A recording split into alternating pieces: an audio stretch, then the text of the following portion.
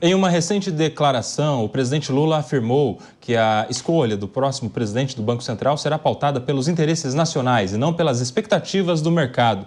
Lula ressaltou que o indicado deverá priorizar o bem-estar do Brasil, incluindo a estabilidade da inflação e a saúde do crédito, sugerindo uma gestão do BC mais alinhada às necessidades econômicas do país do que às pressões do mercado. Apesar de não confirmar nomes, Lula elogiou Gabriel Galípolo, diretor de política monetária da instituição, destacando sua competência e conhecimento do sistema financeiro. Mas deixou claro que ainda não se decidiu sobre a indicação. Será que não se decidiu? Porque o Galípolo é um indicado do presidente Lula para participar desses colegiados importantes, para inclusive decidir a taxa de juros, votou junto com o Campos Neto na última decisão que manteve a taxa de juros. Agora eu quero saber, meu amigo Sérgio Zagarino, o presidente Lula passa uma boa mensagem para o mercado quando ele disse que o mercado não é tão relevante assim na hora dele decidir quem é que indica e quem é que não indica para o Banco Central? Vamos lá, Sérgio Zagarino, mas falando um pouquinho mais rápido, em que vocês estão falando muito hoje, vamos um negócio mais rapidinho aqui. Sérgio Zagarino.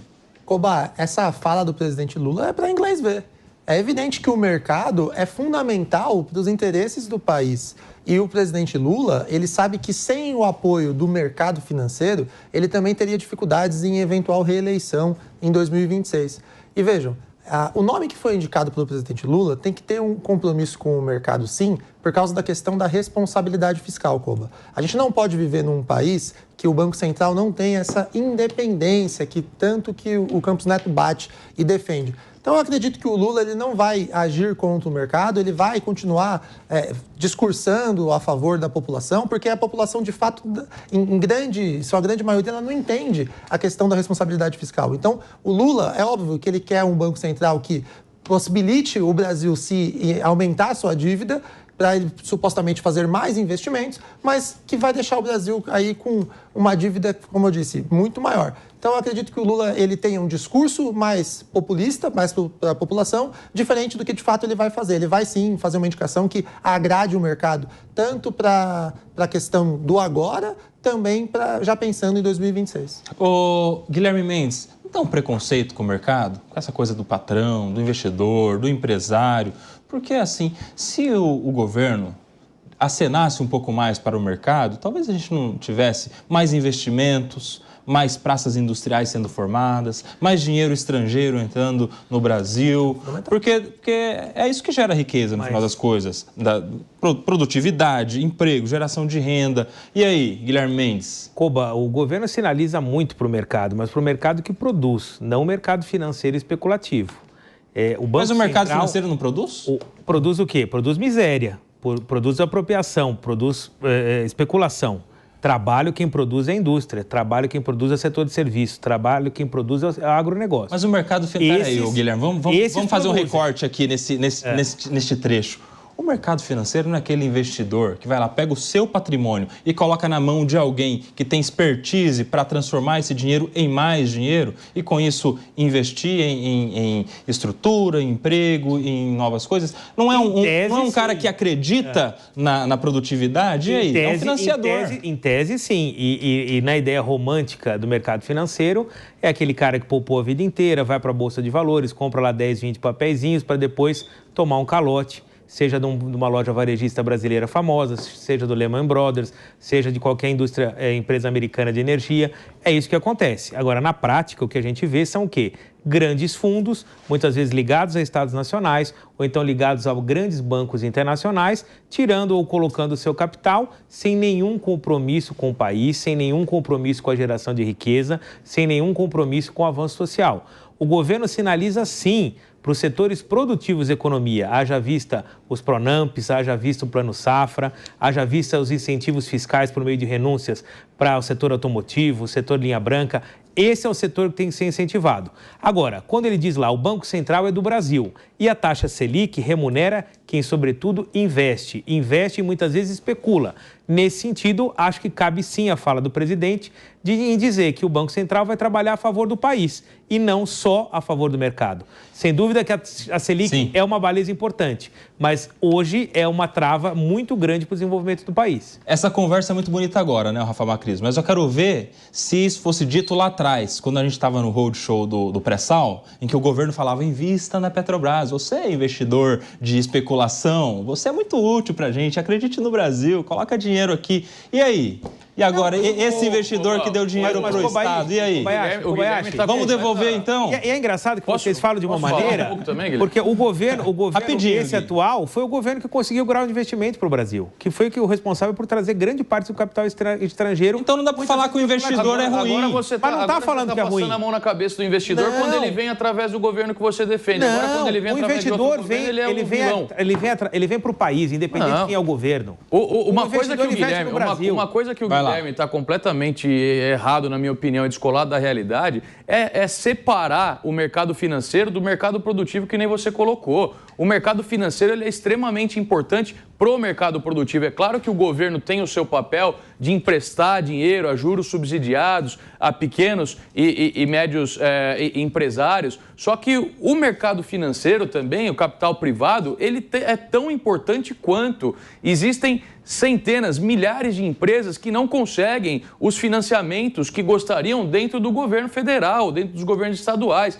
E daí entra o mercado financeiro para ele poder colocar esse dinheiro na praça, esses empresários e produtores pegarem esse dinheiro a juros de mercado e gerarem mais riqueza, produzirem mais. É isso que acontece. Ao ponto que você coloca o mercado financeiro como vilão, você defende uma fala do presidente em dizer que o Banco Central tem que trabalhar para os brasileiros e não para o mercado, isso é uma completa incongruência. O Banco Central está trabalhando para o mercado, ele está trabalhando para os brasileiros. Se o Banco Central não trabalha a título de controlar os juros e balancear para que a inflação não suba, ele está defendendo o mais pobre. Não adianta você ter um presidente que pratique falas aí que desestabilizem o mercado a ponto do dólar subir a 5,50 como está. A inflação vai subir, o alimento vai ficar mais caro, os produtos dolarizados vão ficar mais caros e o pobre que vai se ferrar.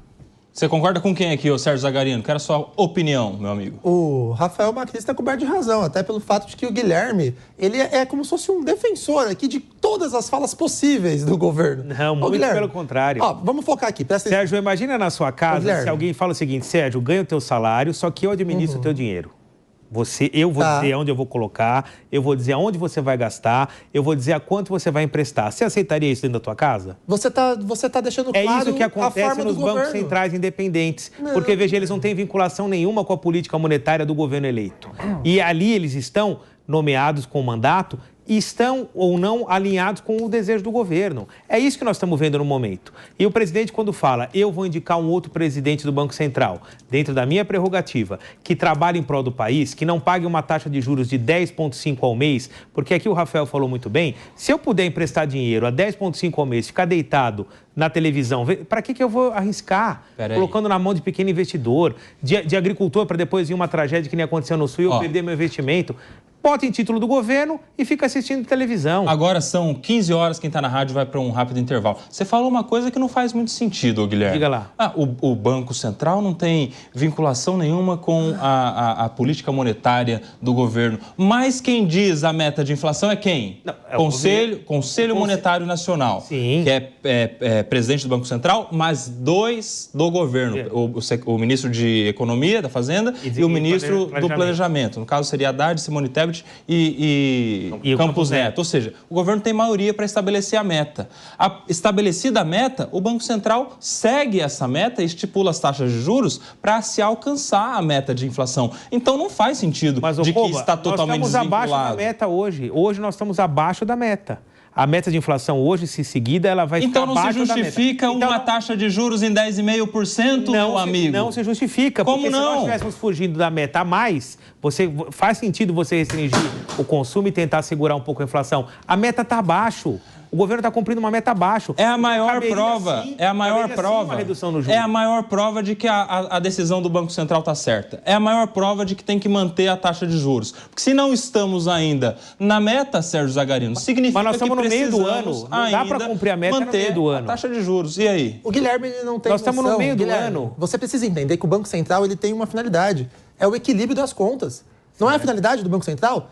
Como é que você quer... Não, o equilíbrio das contas é quem faz o orçamento e executa o orçamento. O Banco Central tem que ter o controle do equilíbrio das contas públicas, senão o governo vai passar o trator, o governo vai ficar levantando dinheiro, aí não haja inflação que segure. Você quer que o Brasil caminhe no que nossos irmãos argentinos passaram nos últimos 40 anos?